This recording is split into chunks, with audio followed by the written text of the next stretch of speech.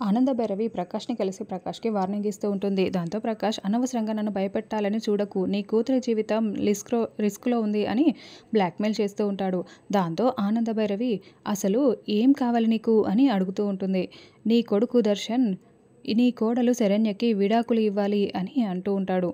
ప్రకాష్ మాటలకి ఆనంద భైరవి చాలా షాక్ అవుతూ ఉంటుంది. మరోపక్క శరణ్య చేతికి గాయమయ్యి తను చాలా బాధపడుతూ ఉంటే అప్పుడు దర్శన్ శరణ్య చేతికి ఆయింట్మెంట్ రాస్తూ మండుతుందా అని అడుగుతూ ఉంటాడు. ఇప్పుడే బాధ కాస్త తగ్గుతుందండి అని శరణ్య చెప్తూ ఉంటుంది. అలా శరణ్య చేతికి గాయం అవ్వడంతో తినలేకపోతూ ఉంటే దర్శన్ తనే స్వయంగా భోజనం తీసుకొచ్చి తినిపిస్తూ ఉంటాడు. అలా దర్శన్ తినిపిస్తూ ఉంటే శరణ్య చాలా హ్యాపీగా ఫీల్ అవుతూ ఉంటుంది. దర్శన్ వైపు చాలా ప్రేమగా చూస్తూ ఉంటుంది.